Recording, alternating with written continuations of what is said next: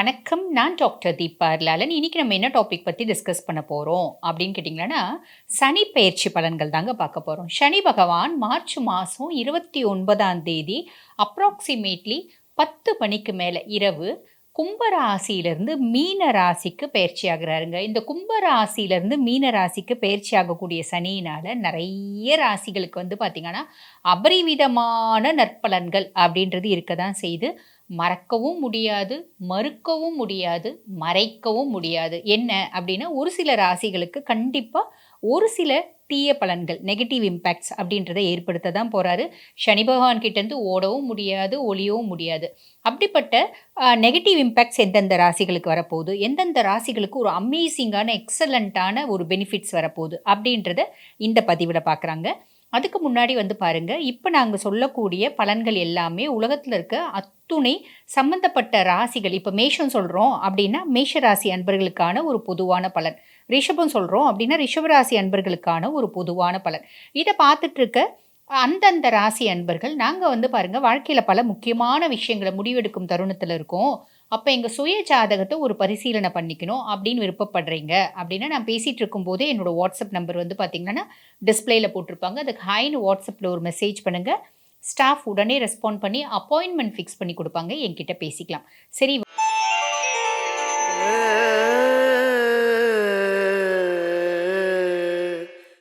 வரிசையா பாருங்க. நம்ம இந்த சனி பயிற்சி பலன்கள் தாங்க பார்த்துட்டு வரோம். அந்த வரிசையில இப்ப என்ன ராசிய பத்தி பார்க்க போறோம் அப்படின்னு கேட்டீங்கன்னா, மீன ராசி அன்பர்கள் உங்கள பத்தி தான் பார்க்க போறோம். பொதுவா மீன ராசிய பத்தி சொல்லணும் அப்படின்னா, குருவினோட ஆதிக்கம் பெற்ற ஒரு பெர்சனாலிட்டி. சுக்கிரன் உச்சமடையக்கூடிய ராசி எது அப்படின்னா மீன ராசி. பொதுவாவே ஜோதிடத்துல ஒரு விஷயம் இருக்குங்க. மீன ராசி அன்பர்கள் ஃப்ரெண்ட்ஸா இருந்தா கண்டிப்பா எக்காரணத்த கொண்டும் அவங்கள இழக்காதீங்க அப்படின்னு சொல்லுவாங்க. காரணம் என்ன அப்படின்னா, அவங்க ஒரு நல்ல மென்டாரா இருப்பாங்க. நம்மளுக்கு நெறைய விதத்துல புத்திமதி சொல்லுவாங்க. அதே மாதிரி பாருங்க, பிசிக்கலி சப்போர்ட் பண்ணுவாங்க, மென்டலி சப்போர்ட் பண்ணுவாங்க, மாரலி சப்போர்ட் பண்ணுவாங்க. எல்லா விதத்துலயும் ஒரு மீனராசி ஃப்ரெண்ட் இருந்தாங்க அப்படின்னா, எல்லா ஆங்கில்லயும், எல்லா ஏரியாவையும் அவங்க ஃபில்ஃபில் பண்ணிடுவாங்க. எல்லா விதத்திலயும் சப்போர்ட் அப்படின்றது பண்ணுவாங்க. அப்படிப்பட்ட மீனராசி அன்பர்கள், உங்களுக்கு இந்த சனி பெயர்ச்சி எப்படி இருக்கு அப்படின்னு பார்த்தீங்கன்னா, ஜென்ம சனியா இருக்கு. கும்பத்திலருந்து மீனத்துக்கு தான் சனி பகவான் பயிற்சி ஆவுறார். அப்ப ஜென்ம சனி. ஜென்ம சனி என்ன பண்ணும் அப்டின்னா, நெறைய புத்திசாலி, நல்ல வந்து எல்லாத்தையும் அனலைஸ் பண்ணக்கூடியவங்க, நெறைய பேருக்கு பல பேருக்கு மென்டாரா இருக்கக்கூடியவங்க, ஜென்ம சனி நம்ப புத்திய கிறுக்கு புடிக்க வைக்கும் அப்டின்னு சொல்லலாம். நம்ம என்ன பண்ணுவோம் அப்டின்னா, நம்மளுக்கு யார் ரொம்ப நல்லது செய்றாங்களோ, யார் வந்து நம்ம கூட இருந்தா நல்லதோ, யார் வந்து ரொம்ப பெஸ்ட் ஃப்ரெண்டா இருந்தாங்களோ, அவங்கள தேவையில்லாம சந்தேகப்பட்டு, பகச்சிட்டு அவங்களோட ஃப்ரெண்ட்ஷிப்பை இழந்துருவோம். புரியுதுங்களா? இது ஃப்ரெண்ட்ஷிப்ல மட்டும் இல்லைங்க. ரிலேஷன்ஷிப்லயும் அப்படிதான். சொந்த பந்தங்கள்லயும் யார் நம்மளுக்கு உண்மையாவே நல்ல சொந்தமோ, அந்த சொந்தத்த வந்து நம்ம சந்தேகப்பட்டு, தேவையில்லாம பேசி இரிட்டேட் ஆயி அவங்க கூட சண்ட போட்டு, இல்ல சண்ட போடாம தானா ஒதுங்கிடுறது. இப்படி ஏதோ ஒண்ணு கிறுக்குத்தனம் பண்ணி, அந்த ஒரு நல்ல சவகாசம், நல்ல ரிலேஷன்ஷிப்ப இழந்துரும்.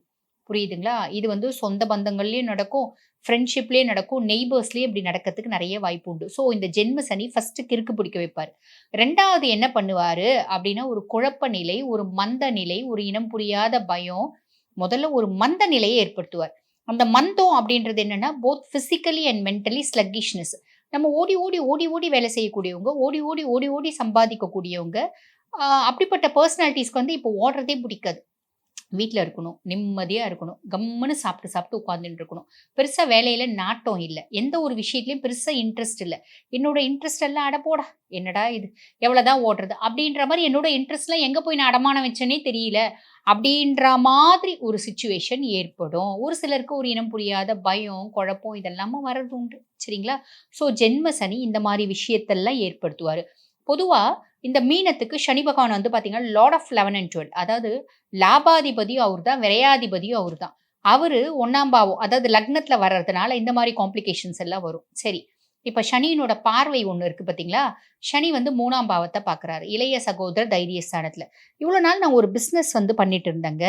இந்த பிசினஸ்ல பார்ட்னர் யாரு? அப்டின்னா எங்க தம்பி தான் வந்து பார்ட்னர். அப்படிப்பட்ட பெர்சன் என்னன்னு தெரியல. மொத்தமா பிசினஸ்ல ஒரு பெரிய லாஸ ஏற்படுத்திட்டான். என் பிசினஸ விட்டு எனக்கு வேணவே வேணாம். எனக்கு பிரிச்சு குடு. நான் தனியா போறேன். இவ்ளோ கஷ்டப்பட்டேங்க நானு. இவ்ளோ கஷ்டப்பட்டேன். திடீர்னு அவன் எனக்கு பிரிச்சு குடு. நான் தனியா போறேன்றான். என்ன வந்து மொத்தமா முதுகுல குத்திட்டா! அப்டின்ற மாரி சிச்சுவேஷன் ஏற்படும். நம்மளோட தைரியம் அப்படின்றது வந்து பார்த்தீங்கன்னா, அங்க அப்படியே குழஞ்சு போய் நிக்கும். நம்ம தைரியமான பெர்சனாலிட்டி தான். இப்ப இன்னும் எது செய்யறதுக்கும் எனக்கு தைரியம் இல்லைங்க. எது செய்யறதுக்கும் எனக்கு நம்பிக்கை இல்ல. எது செய்யறதுக்கு முன்னாடியும் ஒரு முறைக்கு நான் லட்சம் முறை யோசிக்கிற மாரி இருக்கு. எது செய்யறதுக்கும் புடிக்கல.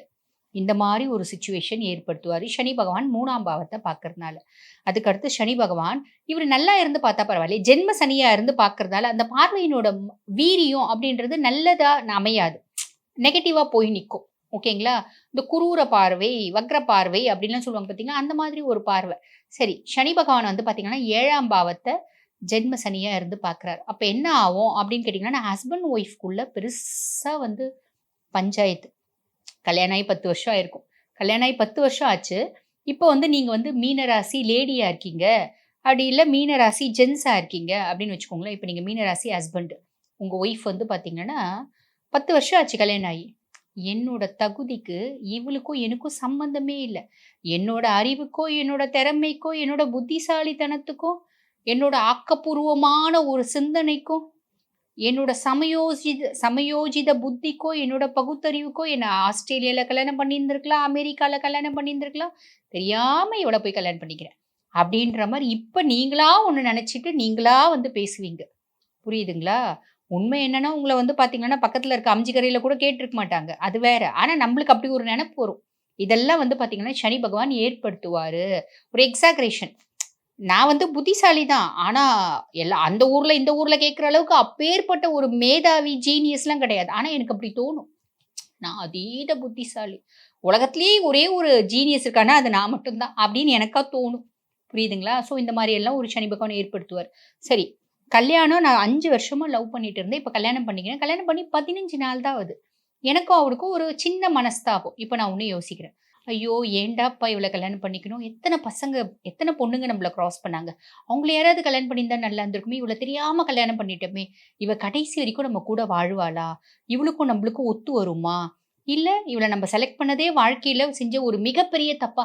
இப்படி பெரிய லெவல்ல நம்ம யோசிப்போம். ஒரு சாதாரண ஒரு சின்ன விஷயத்துக்கு வந்து பார்த்தீங்கன்னா, பெரிய லெவல்ல நம்ம டென்ஷன் ஆவோம். பெரிய லெவல்ல யோசிச்சு, "ஐய்யய்யோ! வாழ்க்கையே இதோட முடிஞ்சிருச்சு." அப்படின்ற மாதிரி ஃபீல் பண்ணும். புரியுதுங்களா? இது வந்து பார்த்தீங்கன்னா, சனி பகவான் 7ஆம் பாவத்த பார்க்கறதுனால, ஃபேமிலிலயும் இப்படி வரும். ஹஸ்பண்ட் ஒய்ஃப்குள்ளேயும் இப்படி வரும். புதுசா கல்யாணமானவங்ககுள்ளயும் இப்படி வரும். அதுக்கும் மேல ஒரு பிசினஸ் பண்றோம் அப்படின்னா, நம்ம பார்ட்னர்ஸ் கிட்ட நெறைய தேவையில்லாம எக்ஸ்பெக்ட் பண்ணி, தேவையில்லாம ஏமாந்து போவோம். அவங்க பாட்டுன்னு சிவனேன்னு வருவாங்க, போவாங்க. ஏதோ 4 பேர்கிட்ட பேசினாங்கன்னா, "ஓ! இவன் நம்மள பத்தி தான் பேசுறானோ! இவன பார்ட்னரா போட்டது தப்போ!" அப்படின்ற மாரி நெறைய மனஸ்தாபங்கள நம்மளே ஏற்படுத்திப்போம். இதெல்லாம் கொஞ்சம் காஷியஸா இருங்க. பார்ட்னர்ஸ் இன் எனி ஃபார்ம் ரொம்ப உஷாரா இருங்க. இல்லன்னா அந்த பார்ட்னர்ஷிப்ல வந்து பார்த்தீங்கன்னா, ஒரு விரிசல் அப்படின்றது ஏற்படும். இதனால தொழில்ல பாதிப்பு, தொழில்ல வந்து ஒரு முன்னேற்றம் இல்லாம இருக்கிறது, தொழில் அப்படியே ஸ்டேசிஸ் ஆவறது, தொழில் வந்து முடங்குறது, அந்த மாரி வாய்ப்பெல்லாம் ஏற்பட வாய்ப்பு உண்டுங்க.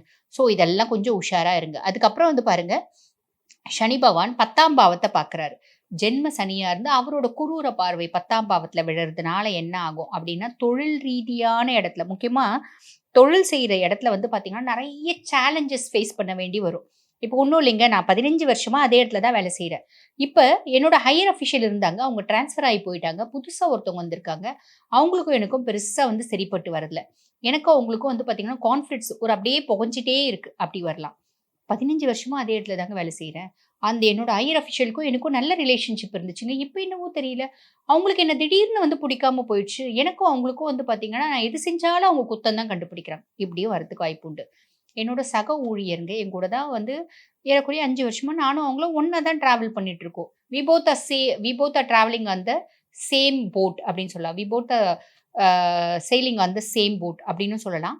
எங்களுக்குள்ள நல்ல ஒரு ரிலேஷன்ஷிப் அப்படின்றது இருந்துச்சு. இல்ல எங்களுக்குள்ள பெருசா ஒரு நல்ல ரிலேஷன்ஷிப்போ இல்ல. பெருசா முரண்பாடான கருத்துக்களோ இல்ல, மனமுட்டங்களோ இல்ல. இப்ப என்னவோ தெரியல. நெறைய வந்து பார்த்தீங்கன்னா, முரண்பாடான கருத்துக்கள் வருது. மனசஞ்சலங்கள் வருது. ஒரு கான்ஃப்ளிக்ட்ஸ் வருது. கூடவே இருந்து எனக்கு ட்ராப் பண்றாங்க. அப்படின்ற மாரியான காம்ப்ளிகேஷன்ஸும் வரதுக்கு வாய்ப்பு உண்டு. ஸோ வேலை செய்ற இடத்துல வந்து பார்த்தீங்கன்னா, இந்த மாரி பலவிதமான சஞ்சலங்களும், ஒரு சங்கடங்களும் வரத்துக்கு வாய்ப்பு உண்டு. சனி பகவான் 10ஆம் பாவத்த பார்க்கறதுனால. ஓகேங்களா? ஸோ இத்தன விஷயம் வரும்.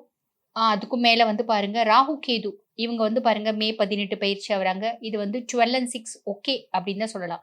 குரு பகவான் 4ஆம் பாவம். ஆ குரு வந்து பார்த்தீங்கன்னா, ராகுவ பார்வை அப்படின்றது ஒண்ணு இருக்கு. ஸோ இதெல்லாம் ஓவர் கம் ஆயிடுங்க.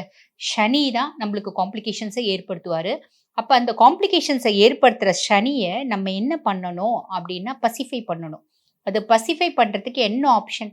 ஏதாவது ஒரு பரிகாரங்கள். ஃபர்ஸ்ட்டு விஷயம் நல்ல தெளிவா, அமைதியா, நிதானமா சிந்திச்சு இறை வழிபாடு அப்படின்றத வச்சு நம்ம எந்த விஷயமும் செய்யும்போது, பெருசா பாதிப்புகள் அப்படின்றது இருக்காது. அவசரம் வேண்டாம். உங்க மனசு சொல்லும். இது ரிஸ்கி வேண்டாம் அப்படின்றத நம்ம செய்யாதீங்க. அடடா! ரிஸ்க் எடுக்கிறதுல எங்களுக்கு ரஸ்க் சாப்பிடுற மாரி அப்படின்லாம் நெனச்சு, எது நம்ம மனசு ரிஸ்கின்னு சொல்லுதோ, அத வந்து பார்த்துக்கலாம் விடு. அப்படின்ற மாரி செஞ்சீங்க அப்படின்னா, சனி பகவான் அவரு வந்து அவரோட வேலைய காமிச்சுடுவார். இது ஒண்ணு பார்த்துக்கோங்க. சரி.